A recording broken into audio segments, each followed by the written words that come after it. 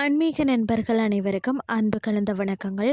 இன்றைக்கு நாங்கள் ஆன்மீகம் சம்பந்தமான பதிவில் பார்த்தீங்கன்னா, பொன்னூர் ஆபத் சகாயேஸ்வரர் அதாவது திரு அன்னியூர் திருக்கோயிலின் சிறப்புகளை பார்க்கலாமா வாங்க.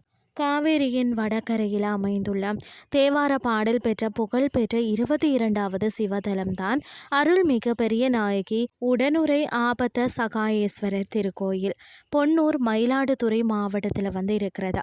மாங்கல்ய பலம் தரும், சனி தோஷங்கள் நீங்கும் இந்த வரலாற்று சிறப்புமிக்க ஆன்மீக திருத்தலத்தின் முக்கிய சிறப்புகள் என்னன்னு சொல்லி பார்த்தீங்கன்னா, சுயம்பு மூர்த்தி அண்ட் அக்னி வடிவம்.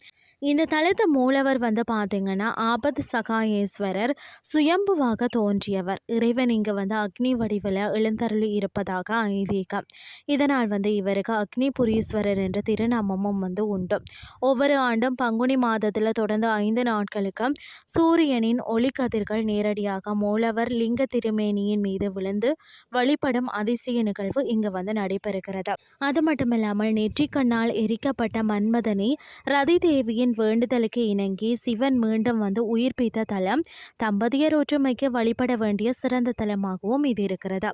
சூரியன், சனீஸ்வர பகவான் மற்றது பைரவர் ஆகிய மூவரும் இந்த தலத்தில் ஒரே சந்நிதியில அருகருகே வீற்றிருப்பது மிகவும் பார்த்தீங்கன்னு சொன்னால் விசேஷமான அரிதான அமைப்பாகும். அது மட்டும் இல்லாமல் இங்குள்ள சனீஸ்வரர் பக்தர்களுக்கு நன்மைகளை மட்டுமே செய்யும் அனுக்கிரக மூர்த்தியாக விளங்குகிறாராம். சனிதோஷம் இருக்கிறவங்க இங்கே வழிபட்டு நலம் பெறுகிறார்கள். அது மட்டும் இல்லாமல் இந்த தலத்தை முருகப்பெருமான் காதுகளில் குலை என்ற வட்ட வடிவ காதணி அணிந்த தனித்துவமான அதாவது எழிலுடன் காட்சி அளிக்கிறார். பெண்கள் தங்களின் மாங்கல்ய பலம் நீடிக்கவும் குடும்பத்தில் அமைதி நிலவவும் பெரிய நாயகியையும் அதாவது ஆபத்து சகாயேஸ்வரரையும் பெருமளவில் வேண்டிக் கொள்கிறார்களாம். மற்றது முன்னோர்களுக்கு திதி மற்றது தர்ப்பணம் கொடுக்கிறவங்க அவர்களின் ஆன்மா சாந்தி அடைய இந்த தல இறைவனை அக்னி வடிவில் வழிபடுவது மிக சிறந்தது. திருஞான சம்பந்தர் மற்றது திருநாவுக்கரசர் அப்பர் பெருமானால் தேவாரம் பாடல் பெற்ற பெருமையுடைய தலமாகவும் இது இருக்கிறது.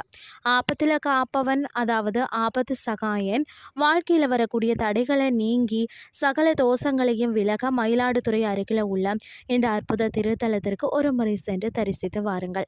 இன்றைய ஆன்மீகம் சார்ந்த பதிவு உங்களுக்கும் பிரயோசனமாக அமைஞ்சிருக்கும் என்று சொல்லி நான் நம்புகிறேன். இதே மாதிரி மற்றொரு ஆன்மீகம் சார்ந்த பதிவோடு உங்களை சந்திக்கிறேன். நன்றி.